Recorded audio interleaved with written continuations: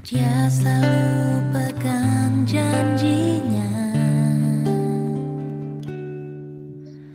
Bagi orang percaya, mujizat nyata.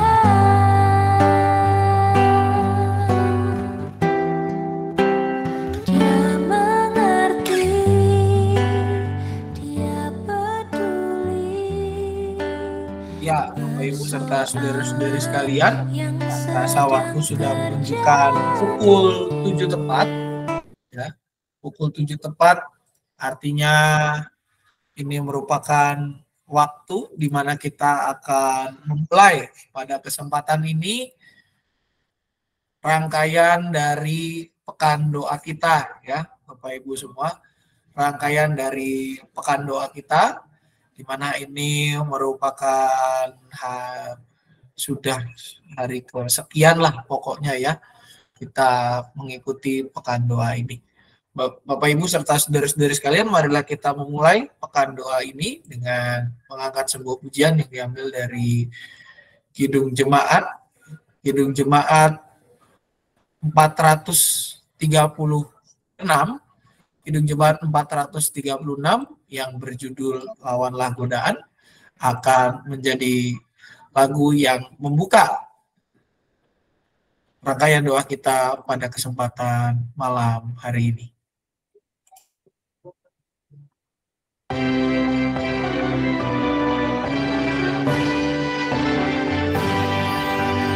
Lawanlah godaan, selalu berteguh.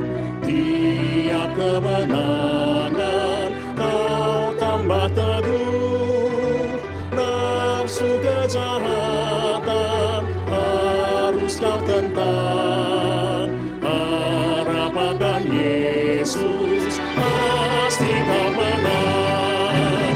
Mintalah pada Tuhan agar kau dikuatkan.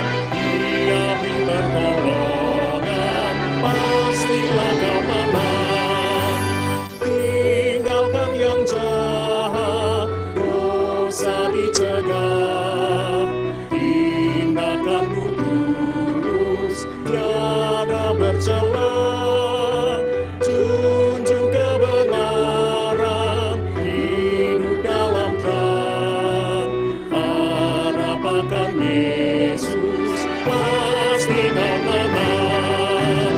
Mintalah pada Tuhan agar kau dikuatkan. Dia beri pertolongan, pastilah kau menang.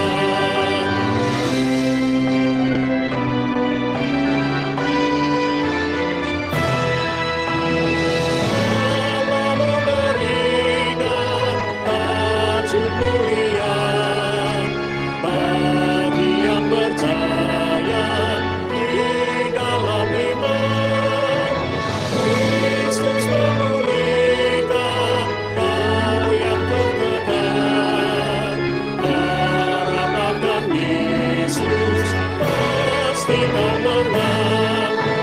Mintalah pada Tuhan agar kau dikuatkan. Dia beri pertolongan, pastilah kau menang.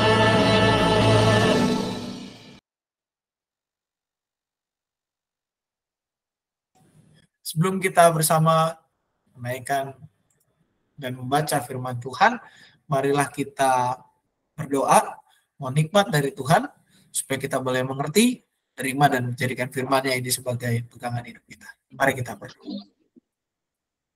Kami bersyukur ya Tuhan, pada kesempatan ini kami boleh kembali dikumpulkan untuk melanjutkan rangkaian doa kami yang semakin menolong kami untuk boleh siap, semakin dimampukan menerima anugerah-Mu ya Tuhan pada hari Pentakosta yang akan datang.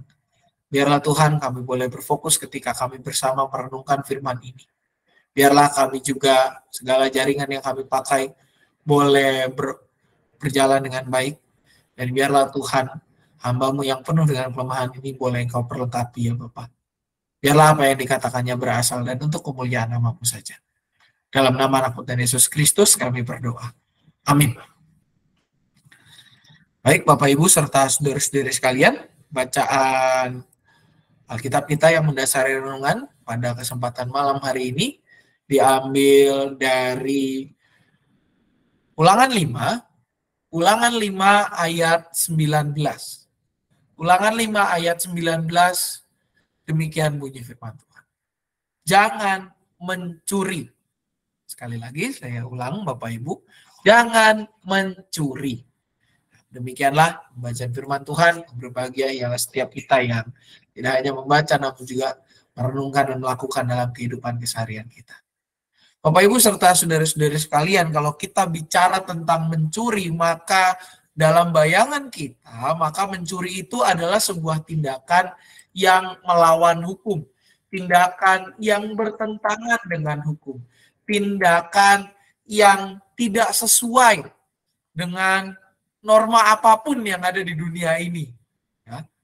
Bahkan Bapak Ibu, tindakan mencuri kadang dikategorikan sebagai sesuatu hal yang tidak terpuji. Bahkan dikategorikan sebagai tindakan yang tidak terpuji. Nah Bapak Ibu, kalau bicara tindakan mencuri, maka hal yang mungkin kita bayangkan juga, kalau apalagi kita lihat dalam berita-berita, tindak kriminal pencurian itu biasanya dilakukan dengan cara-cara yang sadis. Cara-cara yang boleh dibilang tidak patut, cara-cara yang mendatangkan kecelakaan atau bahkan mendatangkan luka bagi orang tersebut. Namun Bapak Ibu, kalau kita perhatikan juga dalam berita-berita, tidak hanya tindakan yang sadis melibatkan senjata, pencurian pun juga bisa dilakukan lewat cara yang tidak kasar, cara yang tidak melibatkan senjata, cara yang licik, cara yang pintar.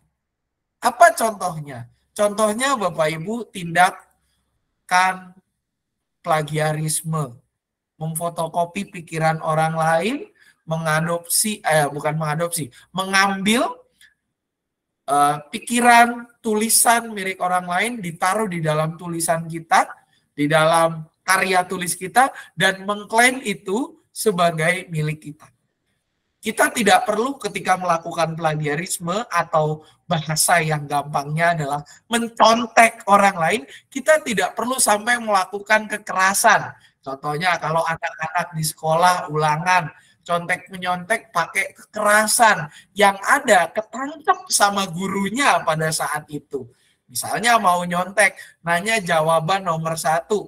Ya misalnya tanya saja, ada beberapa rekan-rekan katekisan di sini, saya sebut saja pakai namanya. Misalkan saya bertanya ke si ini, Anju gitu misalnya. Anju kasih saya jawaban nomor 1 dong. Tidak mungkin saya bertanya ke Anju meminta jawaban soal nomor 1 dengan cara-cara kekerasan. Entah menodongnya dengan senjata tajam atau bahkan mungkin melempari dia dengan sesuatu yang besar gitu ya. Nggak mungkin. Karena apa?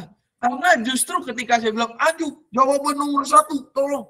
Wah, langsung gurunya langsung lihat, lah itu ngapain itu orang di belakang? Samuel ngapain itu? Minta jawaban apa-apa kok melakukan kekerasan ke teman sebelahnya. Nah, kadang Bapak Ibu, tindakan pencurian itu tidak mesti dilakukan dengan cara-cara yang keras. Kadang pencurian itu juga dilakukan dengan cara yang halus, cara yang licik, cara yang pintar. Menjatuhkan seseorang dengan mencuri kepercayaannya. Tidak mesti dilakukan dengan cara yang kasar. Namun dampaknya Bapak Ibu, baik lewat cara yang kasar melibatkan senjata atau bahkan cara yang tidak kasar, dampaknya adalah sama. Dampaknya apa? Merusak. Merusak apa? Merusak kehidupan bersama sebagai sebuah komunitas. Akhirnya apa? Akhirnya semua orang menjadi saling curiga satu dengan yang lain. Relasi yang tadinya ada justru rusak. Yang tadinya dibangun atas harapan bersama menjadi sesuatu yang rusak. Menjadi sesuatu yang tidak baik. Karena apa? Karena hanya dilakukan untuk menguntungkan diri sendiri. Menghilangkan harapan orang lain.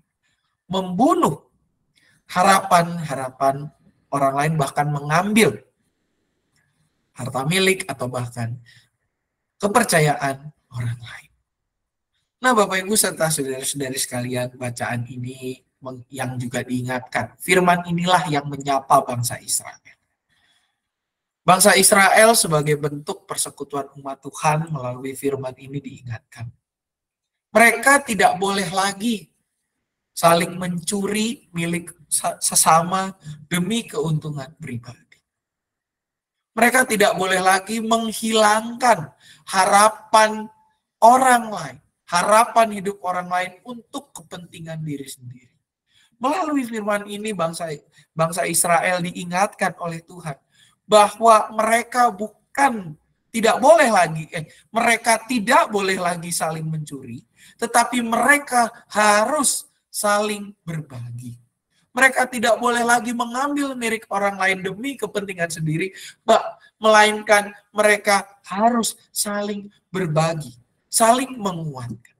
Kenapa? Sebab ketika mereka mencuri, mereka menghilangkan harapan hidup seseorang. Ketika mereka mencuri, maka mereka sebenarnya telah membunuh harapan hidup seseorang. Mereka telah menghilangkan kesempatan-kesempatan yang ada. Sebagai umat yang telah dimerdekakan, yang statusnya telah diubah, mereka tidak boleh lagi hidup dalam cara yang sama. Mereka harus saling berbagi di dalam ketulusan, bukan saling menghilangkan. Mereka harus menghadirkan kehidupan, menghadirkan pengharapan, bukan mencuri dan menghilangkannya. Dalam kesempatan ini, Bapak Ibu serta saudara-saudari sekalian, marilah kita merenungkannya. Sudahkah hidup kita sebagai hamba Tuhan, sebagai murid Kristus, sebagai orang yang mengaku percaya kepada Kristus, sudahkah kehidupan kita menghadirkan harapan bagi sesama? Sudahkah sikap kita, pelayanan yang kita nyatakan dan kita lakukan dalam hidup kita sehari-hari, di dalam pekerjaan, di dalam sikap, di dalam perkataan, di dalam pikiran, sudahkah itu semua tidak berdasarkan keinginan untuk mencuri kemuliaan Allah, namun kita lakukan dengan tulus hati, dengan rela hati, dan tanpa paksaan dalam memberi diri untuk kemuliaan namanya? Sudahkah di dalam hidup kita sehari-hari kita menghadirkan harapan bagi dunia sekitar dan tidak mencuri pengharapan yang Tuhan tawarkan kepada dunia sekitar kita, justru menyatakannya kepada sesama? Marilah kita merenungkannya sejenak di dalam saat teduh kita sejenak.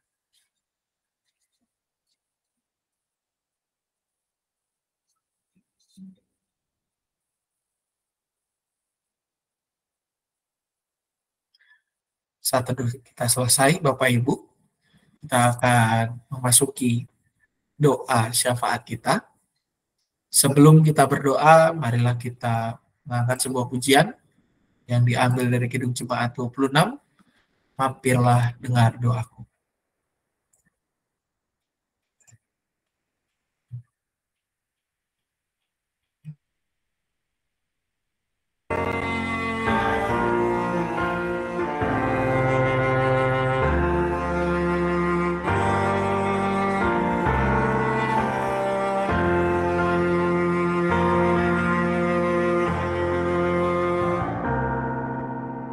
Mampirlah dengar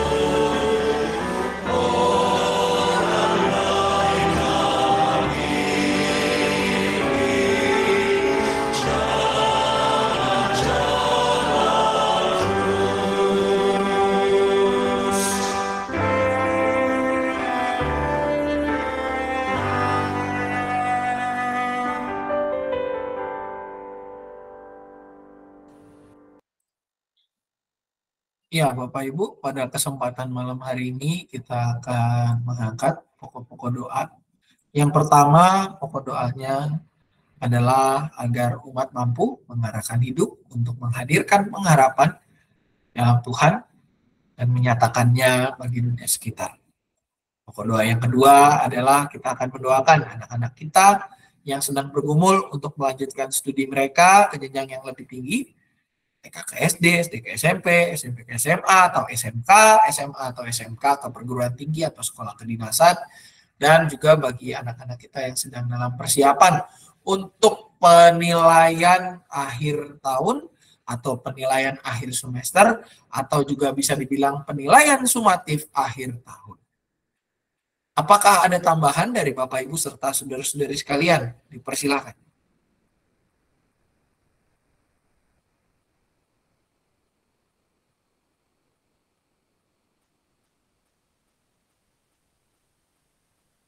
Baik, Bapak Ibu, kalau tidak ada tambahan, marilah kita bersatu dalam doa. Tuhan, kami bersyukur pada malam hari ini kami diingatkan sebagai umat yang telah Kau perbaharui. Kami harus menjadi umat yang menghadirkan harapan, bukan mencuri atau menghilangkan harapan milik sesama kami. Tetapi hidup kami harus menghadirkan pengharapan di dalam Engkau dan menjadi kesaksian yang nyata bagi dunia di sekitar kami. Mampukan kami ya Tuhan, agar kami boleh menjadi pembawa harapan itu di dalam Engkau. Biarlah ya Tuhan hidup kami boleh Engkau pakai untuk boleh menjadi orang-orang yang Kau hadirkan membawa harapan itu ke tengah dunia ini.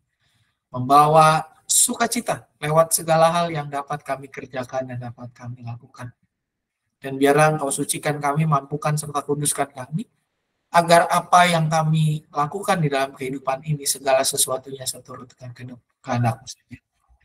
Kami pada saat ini juga menyerahkan bagi anak-anak kami ya Tuhan, anak-anak kami yang sedang bergumul untuk melanjutkan studi mereka ke jenjang yang lebih tinggi. Dari TK ke SD, SD ke SMP, SMP ke SMA atau SMK, SMA atau SMK ke perguruan tinggi maupun sekolah kedinasan. Kami serahkan Tuhan mereka ke dalam tangan pemeliharaan-Mu saja. Biarlah Engkau yang menempatkan mereka dimanapun tempat yang seturut dengan kehendak-Mu. Engkau yang memperlengkapi mereka melewati segala ujian yang harus ditempuh untuk proses selanjutnya.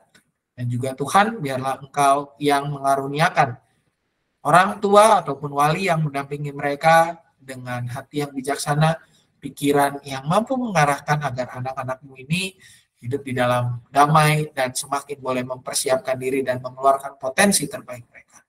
Tak lupa kami juga mengingat anak-anak kami ya Tuhan, yang di dalam persiapan untuk menghadapi penilaian akhir tahun, atau penilaian akhir semester, atau penilaian sumatif akhir tahun.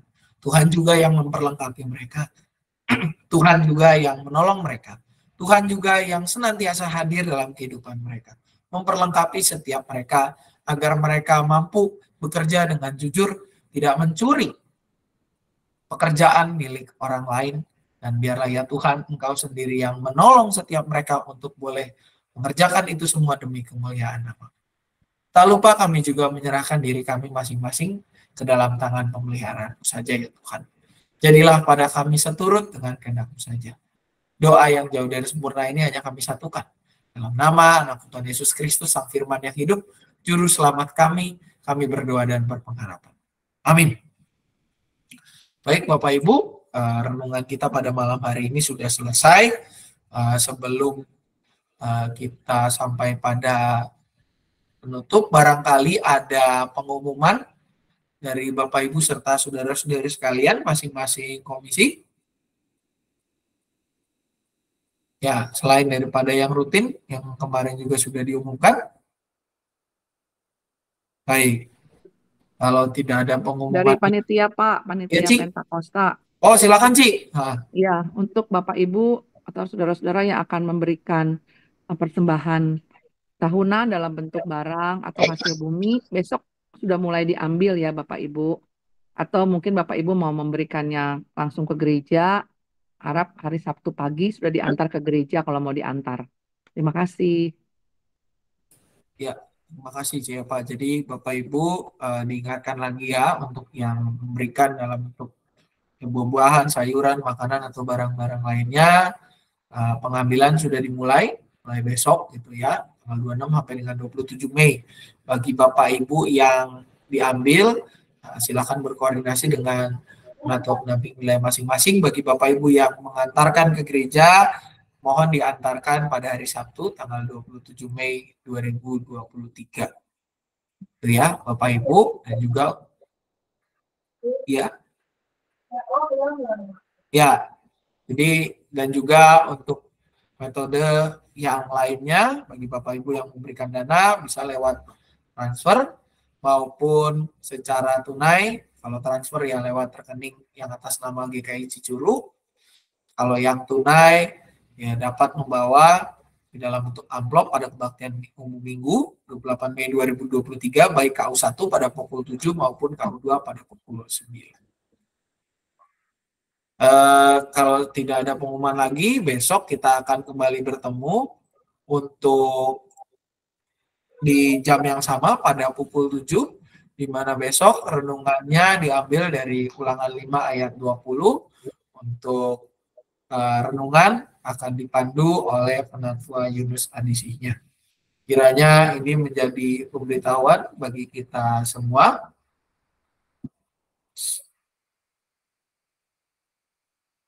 Oh ya, juga satu lagi Bapak Ibu, hampir saya terlupa, pada hari Sabtu ada ibadah syukur ya, jangan lupa Bapak Ibu, ibadah syukur di rumah Bu Mimi di Purwasari, rumah Bu Mimi, pada pukul 11 ya, mohon dicatat pukul 11.